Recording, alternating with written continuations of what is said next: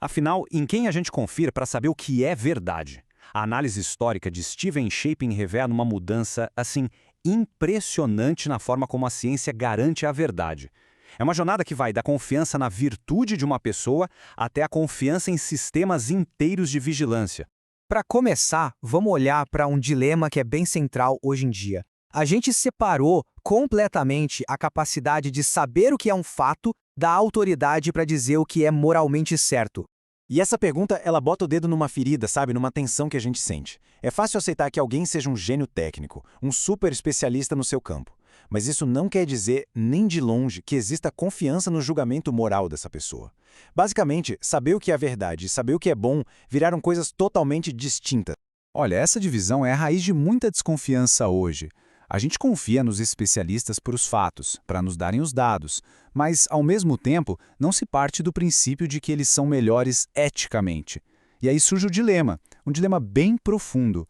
Como que se confia na ciência se não dá para confiar plenamente nos cientistas como pessoas?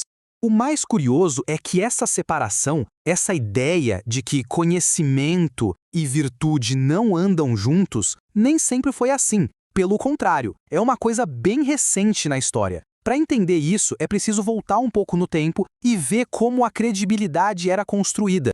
Antigamente, era bem diferente. A verdade de uma afirmação estava diretamente ligada ao caráter de quem falava.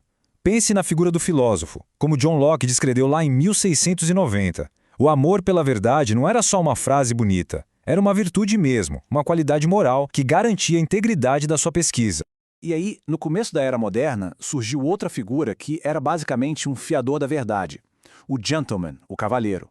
A honra dele era a garantia de tudo. Como dizia Montaigne, a fala é o que nos conecta, é a base das nossas relações. E por que o cavalheiro dizia a verdade? Porque toda a identidade social dele dependia disso. Sua liberdade, seu status, sua honra, tudo estava em jogo. A palavra de um cavalheiro não era só uma frase, não, era um reflexo direto de quem ele era. Mentir seria como apagar a própria identidade. Então a pergunta que fica é, o que foi que aconteceu? Como é que essa conexão tão forte entre o caráter de uma pessoa e a verdade do que ela diz, como é que isso se perdeu?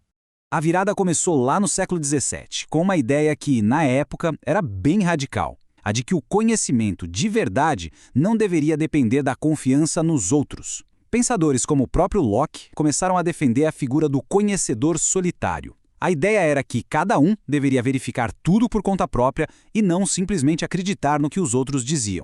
E olha que interessante, esse novo jeito de pensar colocou a confiança não como a base do conhecimento, mas como um obstáculo, quase um problema a ser resolvido. A desconfiança de repente virou uma espécie de virtude intelectual.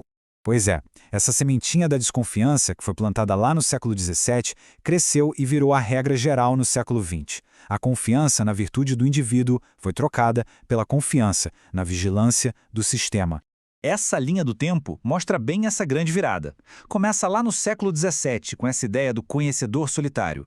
Aí a gente pula para os anos 1940, quando o sociólogo Robert Merton diz, olha, a objetividade da ciência não vem da moral dos cientistas, mas das regras da instituição. E o ponto final, digamos assim, vem em 1968, com a publicação de A Dupla Hélice, que mostrou para o mundo todo as ambições, as brigas, o lado bem humano por trás de uma descoberta científica gigantesca. Foi ali que se consolidou a ideia de que cientistas, no fundo, não são moralmente diferentes de ninguém. A ideia do Merton, que acabou se tornando super influente, era exatamente essa. Os cientistas são gente como a gente. Sendo assim, a objetividade não podia de jeito nenhum depender das qualidades pessoais de cada um. É uma inversão total, né? A credibilidade que antes vinha da liberdade e da honra do indivíduo, agora parece que precisa de policiamento constante. A gente saiu do gabinete do cavalheiro para uma espécie de panóptico da verdade, onde todos vigiam todos. Só que, segundo Shaping, essa visão moderna tem um problema. Por mais que pareça fazer sentido, ela ignora um elemento essencial da ciência. E, com isso, acaba criando novas dificuldades. Para a gente entender esse problema, o Shaping usa uma distinção feita por Alasdair MacIntyre que é bem útil. Pense na ciência de duas formas. Primeiro, como uma prática. A prática da ciência gera bens internos, como a pura alegria de descobrir algo novo, o amor pela verdade. Para alcançar isso é preciso ter virtude. Mas a ciência também é uma instituição, que oferece bens externos, tipo dinheiro, fama, prêmios. O grande perigo, claro, é quando a busca por esses prêmios externos começa a atrapalhar, a corromper, a busca pelos bens internos.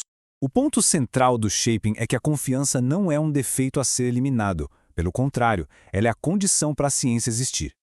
Todo conhecimento científico se apoia numa rede gigantesca e inevitável de confiança. É impossível um cientista verificar pessoalmente cada fato que usa no seu trabalho. Se a desconfiança total fosse levada às últimas consequências, o resultado não seria a verdade, seria a ignorância. Pense bem, até mesmo um cientista que está tentando replicar um experimento para verificar um resultado está, na verdade, fazendo um enorme ato de confiança.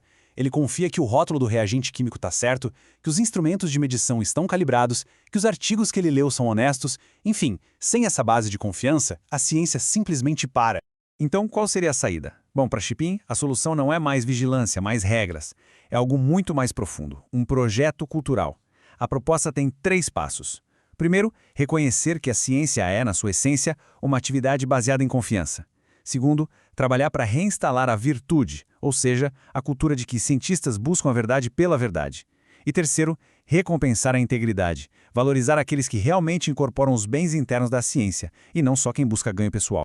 Isso tudo nos leva à grande questão final, né? Será que uma cultura que se esforçou tanto para separar fato de valor consegue um dia juntar essas duas coisas de novo? É uma pergunta que, por enquanto, continua em aberto.